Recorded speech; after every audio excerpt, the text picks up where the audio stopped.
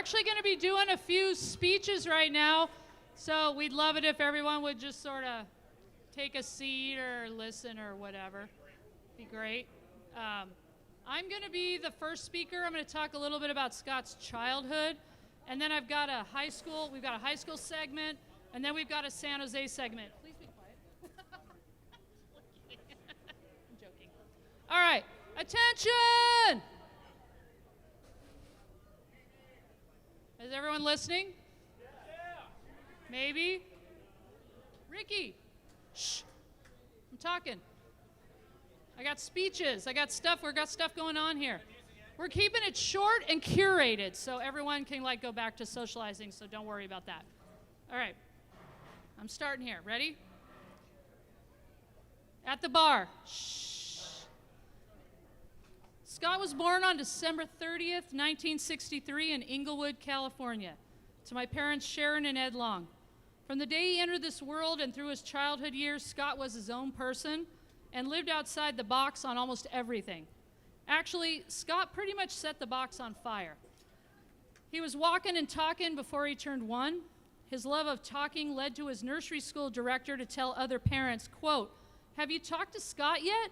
If not, you should. He's a great conversationalist." An early sign that Scott would boldly and sometimes blindly ride through life was when he was around 3 or 4. He and another playmate decided to take their tricycles out of the yard and sneak away from the watchful eyes of my mother. Ready for adventure, they hit the open road like a toddler version of Easy Rider. When my, I'm assuming, frantic mother found them, they had successfully crossed a 4-lane highway.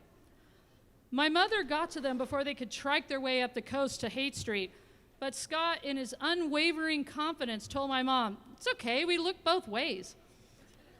This sense of fearless, oblivious adventure would go on to define Scott for the rest of his life. One of Scott's early obsessions was commercials and jingles. In the early 1960s, television would still be a magical box with hypnotic images and sounds.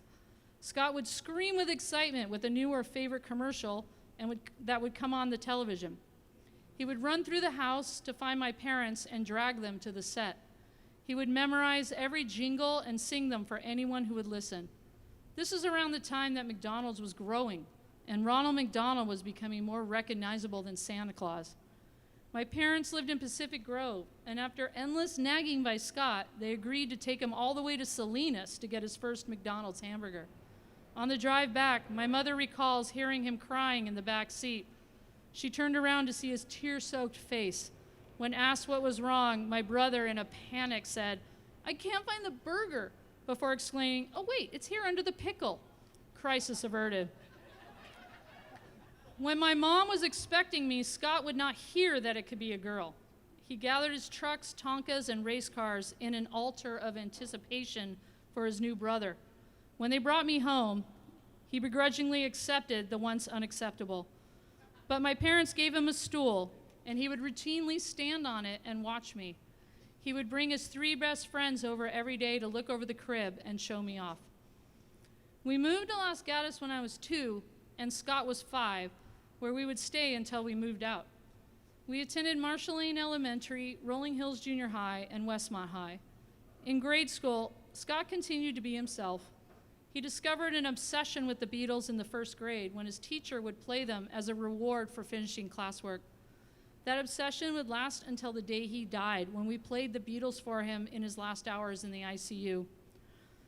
When we joined 4-H, Scott passed on the more prestigious livestock and animals that may have won him a ribbon at the fair.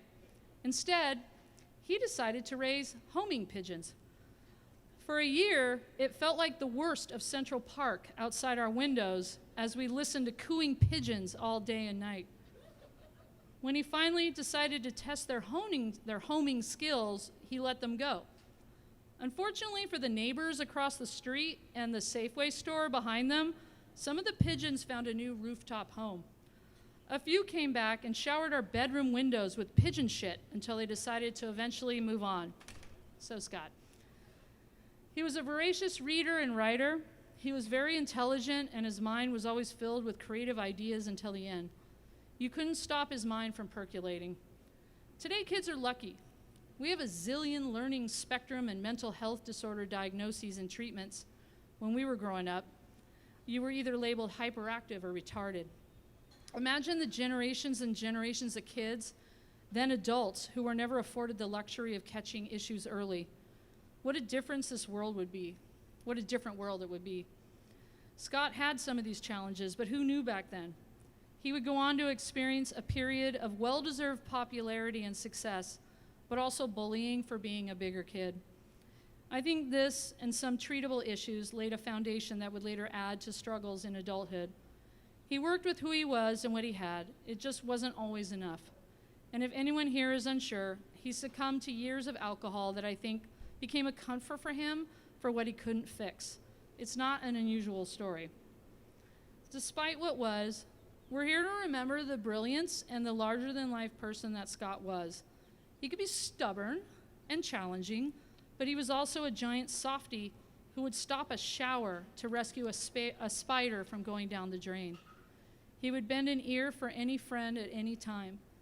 Possibly inspired by some of his own experiences, he was passionate about social justice and would fight tooth and nail to defend anyone that he perceived as the underdog or as oppressed. He was an excellent songwriter and should have won a Grammy, a great writer who should have won a Pulitzer, and a great man who should still be here today. Whatever the shoulds, though, Scott always lived his life on his own terms, literally until the hour he passed. For many years, he was my idol. I'll miss the times that we shared listening to albums growing up, hanging out in San Francisco and New York, and the zillions of Frontier Wives shows and parties, or just talking when times were good. I'll miss you, Scott. Thank you.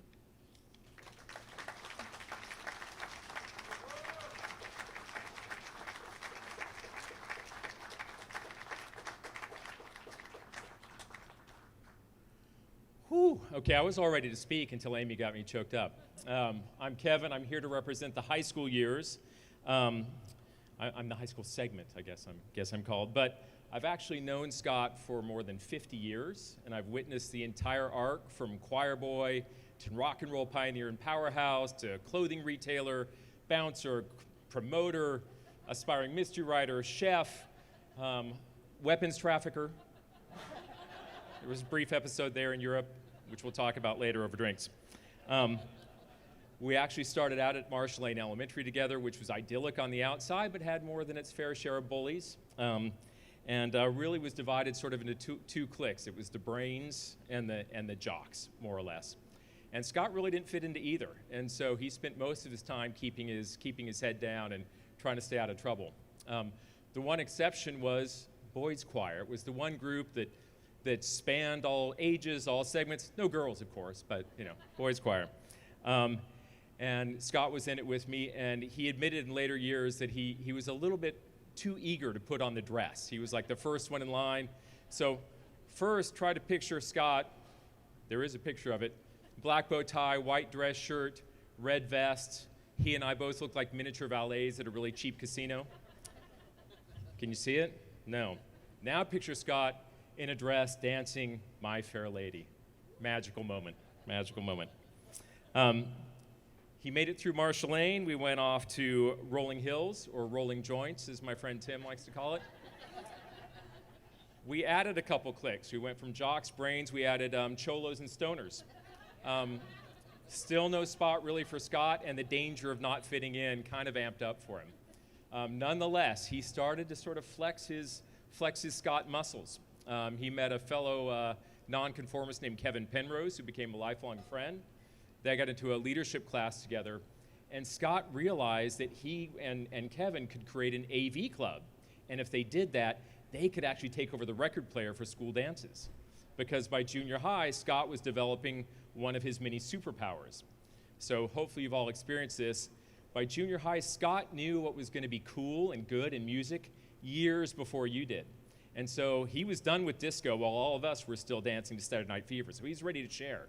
So with the AV Club, he got in there, started spinning records. He did his requisite Commodore, and then he shifted. I'm not sure. I can't remember what it was. It was Devo or something that we were years away from being ready for.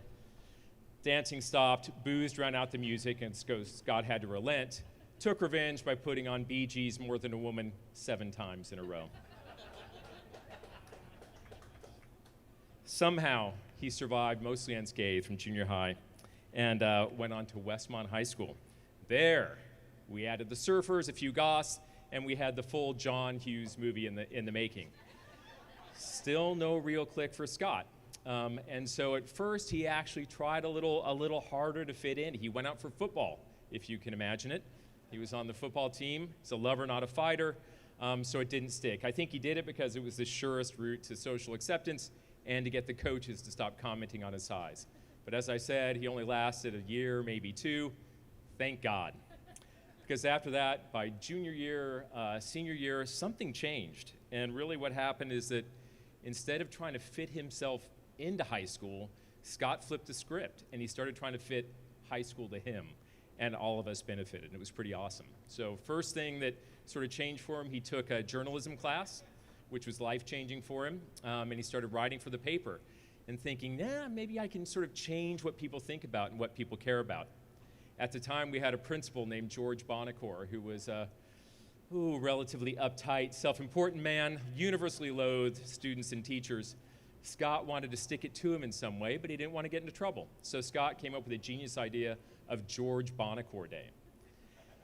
Put it in the paper, celebrated. I think there was even a guitar solo to George's baffled look. All of us in on the joke thought it was great, but the problem is Scott's second superpower started to reveal itself.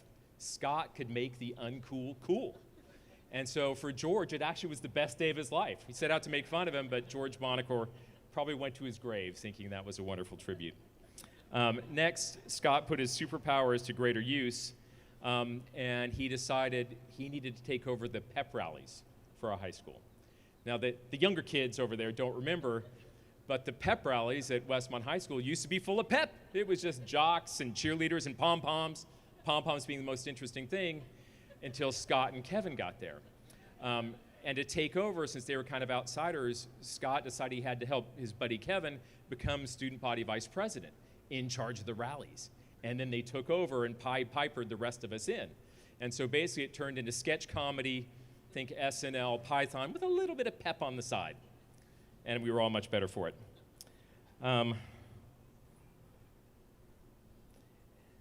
He also had another superpower, which was the ability to convince people to do things outside their comfort zone, do things they didn't want to do. Some of you can probably attest to that. You may bear the scars from those adventures with Scott. For me, he decided one day that he and I should go to our local shopping mall and become street performers. Now, our local shopping mall was El Paseo de Saratoga. Anybody know it? Back then, today, it's a successful but soulless strip mall. Back then, it was sort of take San Miguel de Allende and transport it to Saratoga, right? Suburban Saratoga. We're talking 2 stories, adobe, covered walkways, fountains, patios, still hopelessly soulless, white, and lame. And absolutely no street performers of any kind, anywhere, ever, except for Scott and me. So we threw open the guitar case, Scott's, he played guitar, I banged on the tambourine, we sang songs about condoms and teen angst, and the diners and the passers-by looked on in bafflement. I think we even had $1.50 in tips along the way. But for that hour, El Paseo was the coolest place in the world, and we were cool too. Don Quixote's. We parked outside Don Quixote's in case the diners needed a little entertainment while they were eating. It was really only decades later, in fact, with Scott's passing, that I realized what Scott did for me and El Paseo was really just a dress rehearsal for what Lex is going to talk about, for what he did for San Jose, for the South Bay, for the entire music scene. He took something that was totally non-existent, not cool, and created something cool almost out of nothing with his sheer force of will. Unfortunately, I didn't make the cut for the real band. He got Eric and Dan and Rob, who's not here, guys with far more talent. So next up was the Suburban Kids. They graced the garages, the backyards, the patios, the sheds of Los Gatos, Santa Clara, San Jose, even made it to the Keystone, played with Los Lobos, Icicle Works, and even made it onto the KFJC one day. Great little band that didn't survive long after graduation. But our high school, and the parties that we had were far better for it. We went from Chug Fest to actual entertainment, which was fantastic. So before I hand it over to Lex to take over the rest of the story, find my notes and make a toast to Scott.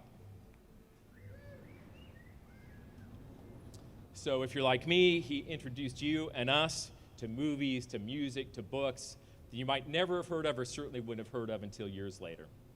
He convinced us to do things we might never have done, and he made our lives a lot more interesting and a little bit cooler than they would have been without him. I'm forever grateful. Cheers to Scott.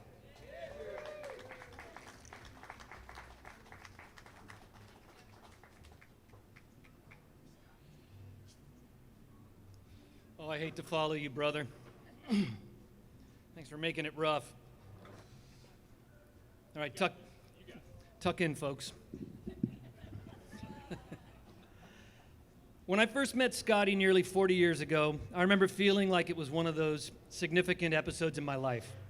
Like I knew that my life was somehow going to change after that. I could immediately tell that Scott and I were kindred spirits, and we would one day be partners in crime. When we first met, we connected instantly and talked for what seemed like hours. And after that, I knew that we shared some pretty powerful common ground. We were both painfully insecure misfits who had spent our lives searching for a place to fit in and call our own. And it was only a couple of years later that I found that place, when I moved back to San Jose and heard that Scott's new band, the Frontier Wives, are looking for a drummer. That, of course, sounded the starting pistol for what would be decades of incredible adventures and misadventures with Scotty. I'm sure I don't have to tell you that riding shotgun with Scott back in those early days of the San Jose music scene was magical. It was like breathing rarefied air. Quick side note, even if I was metaphorically always riding shotgun, in actuality, Scott spent most of those years with the Frontier Wives on the passenger side on account of occasionally losing his license or because of concerns that he might have a warrant out in whatever state we happen to be driving through on tour. True story. But back to the golden years of the San Jose music scene. Scott had wild ambitions for the local scene. Some would say totally preposterous ambitions. But he was all in and could not be discouraged. In no time, he was the de facto godfather of the South Bay music scene, and his reputation and stature only grew from there. Although the word is often overused these days, I think that we can all agree that over time, Scott became a bona fide legend. Watching Scott work a crowded room was always a thing of beauty. Scott always commanded respect, regardless of who was in the crowd. New wavers, hair metal heads, punks, rednecks, it didn't matter. They all seemed to fall in line. And I don't think it was just because of his imposing physical form or even because of his confidence or swagger, though that certainly did not hurt. I think it had a lot to do with the fact that Scott was such a generous and sincere soul. And he was honest, sometimes to a fault. He cared so deeply for people, and he felt all his feelings so intensely. And to be fair, I can't not mention that certain look that Scott could shoot your way when he was calling bullshit on you. He would tilt his head just slightly and stare at you with this gaze that literally burned. It was also quite effective. Now, I've heard a few of you talk about this before, but it bears repeating. Getting a hug from Scott was an intense, full-body, sensory overload experience.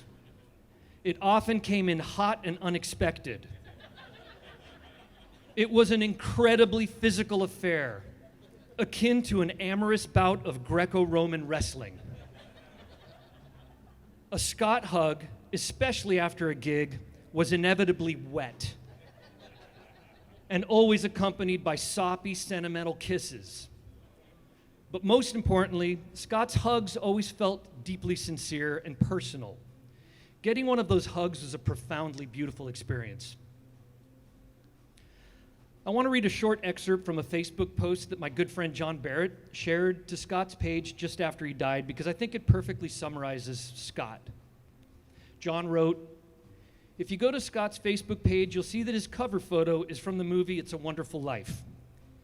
Maybe he chose it because he loved the movie, as so many of us do, but I can't help but see the beautiful irony in his choice. In the film, the main character, George Bailey, is given the gift of seeing what the world would be like if he hadn't been born, and he comes to realize that he played a crucial role in the lives of so many people, and his existence made the world a better place.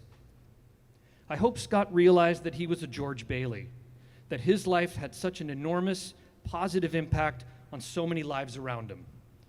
Thank you, John, for writing that. Scott was the quintessential dreamer. He was never afraid to shoot for the stars, and he truly believed that he could actually hit them. He might have unknowingly been the person who invented manifestation. But his ability to come up with insanely clever but impossible goals and believe that he could actually achieve them wasn't actually his true superpower.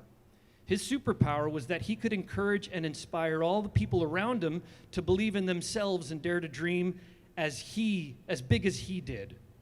And he was really fucking convincing. He spread dreams and optimism like some kind of Johnny Appleseed of positivity. And this self-confidence that Scott possessed, that told him he could do anything he set his mind to, was definitely reflected in his illustrious career resume.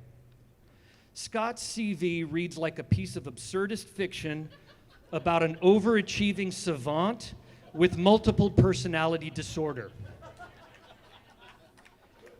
Here are just a few of the jobs Scott had in his never boring life. He managed two of New York City's top live music venues, Wetlands Preserve and the Knitting Factory, and let me tell you, he did it like a fucking boss.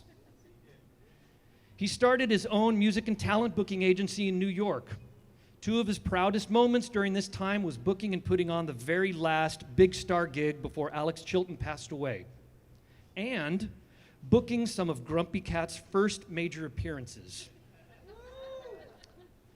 When Scott lived in Minneapolis, he managed the historic First Avenue nightclub where he hung out on the daily with legends like the Jayhawks and Soul Asylum. For a number of years, Scott had his own bustling window washing business.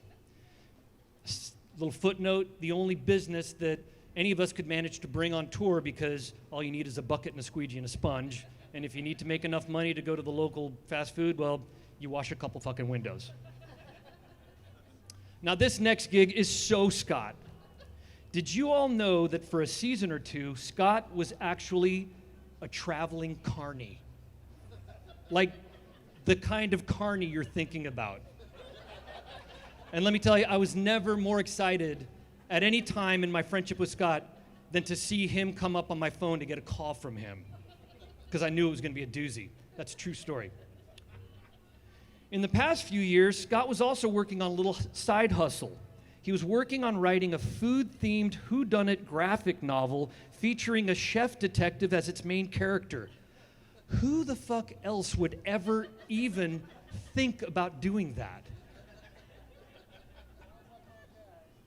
Back when Scott spent time living in the Czech Republic and Poland, he made his living, get this, brokering deals in metric tons of raw materials on offshore container ships with businessmen and sometimes shady corporations. This was next level supply chain management. This gig sometimes had him, well, frequently had him rubbing elbows with members of the Russian mafia, who after a short while adopted him as a sort of mascot. True story. You guys thought Louis Pasteur, Ace Frehley, Elvis's spy was weird? He lived way fucking weirder shit than that. Speaking of Russia, I remember Scott told me a story of when he was living in Europe. He decided he wanted to holiday for a couple of weeks in Russia, which I think may have been the Soviet Union at the time, if I'm not mistaken. Upon arriving at the border, typical Scott move, Scott realized that, of course, he'd not gotten the necessary visa to enter. In true Scott fashion, he would not be denied. So he instantly concocted a ridiculous story that he was a CNN reporter on an emergency assignment covering the crisis du jour. And with that absurd tale delivered with the confidence and swagger that only Scott could pull off, he was promptly granted entry. Now, there might have also been a woman on the train with him who was an actual CNN reporter that he may have surreptitiously volunteered as his unwitting accomplice, but details are fuzzy after all these years. Now, of course, to all of you who knew Scott, none of these stories are really surprising in the least. But for all of Scott's countless skills and talents that enabled him to leapfrog effortlessly from one world to another, I don't think any of them held a candle to his songwriting genius. I don't need to say much about this because all of you bore witness and enjoyed his exceptionally clever melodies, lyrics, and songs. Simply put, Scott wrote sublimely beautiful, timeless songs. And I feel so lucky that I was able to even be in the room with him when that happened, because it was fucking beautiful. I'm going to close with some thoughts that hit me a few weeks ago when I was listening to 45 minutes or so of saved Scotty voicemails that I have on my cell phone. After listening to over 100 voicemails, one truth was plainly obvious. Scott was a deeply caring and empathetic person to his core. Virtually every message ended with Scott asking about someone's well-being or sending well wishes. During the Napa fires, he asked me how my parents were doing. During the past couple of years, he frequently asked about you, Ted, and he wanted to know how your cancer treatments were going. He always remembered my son's birthdays, my wife's birthday, and he frequently asked me if I had talked to you, Maddie. He wanted to know how you were doing. He thought about you every time. I don't think we had a conversation that he didn't ask about you. He asked about everybody. He wanted to know how everyone was doing.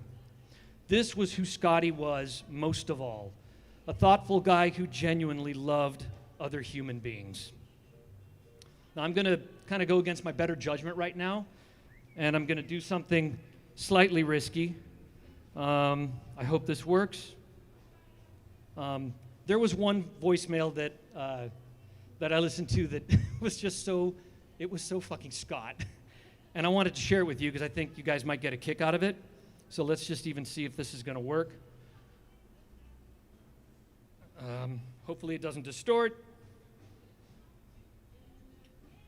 Hey, Chief, what's up? I wanted to call you because last night I wrote the most amazing new song, and it's called Can Lady, and it's about the Japanese woman that, comes and pulls cans out of the dumpsters behind my apartment, and we always wave at each other. So last night I was waving when I walked in to my apartment, and all of a sudden I had this song came in my head, Can Lady, it's like I'm just bicycling and you're recycling. It's just it's hilarious. I'm sorry. Anyway, I'm going on a couple of job interviews, but I just wanted to put that bug in your ear because I want to do a band. Bye.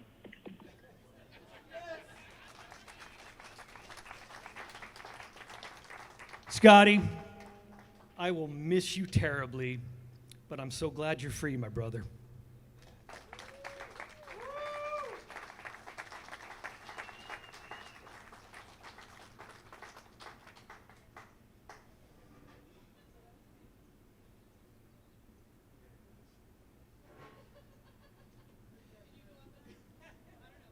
Yeah, who is this guy? No names. Hawkeye Joe, Jose X.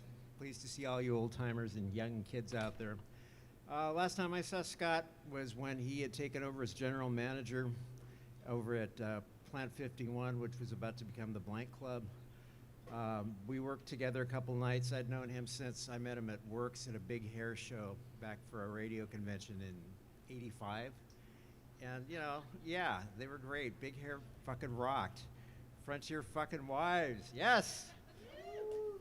Anyway, yeah, and Scott was just that personable guy. He never really changed much when I knew him, depending on the chemical content of his bloodstream and whatever arms he was running at the time, or may have not been running at the time. But no, he's missed. He was a character, San Jose. He helped make San Jose what it is today. And we're grateful for that. God bless you.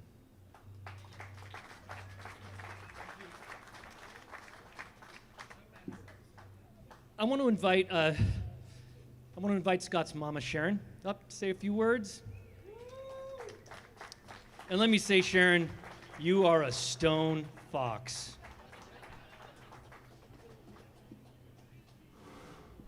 You know, I think it's a miracle that I've outlived Scott, because I'll tell you, raising him was like, some people come and they're just very directed through their lives. With Scott, it was kind of like this, keeping him on the straight and narrow.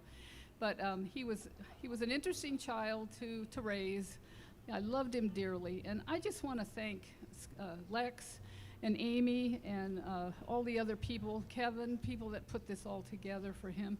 He would be busting his buttons right now wherever he is. So. What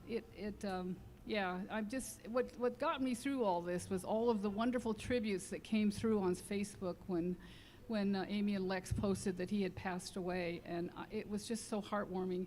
And the other thing is, I know he's safe. He's in a safe place. He was ready to go, and God love him. But thank you all. You've all been just wonderful to show up for this. I so appreciate it. Thanks.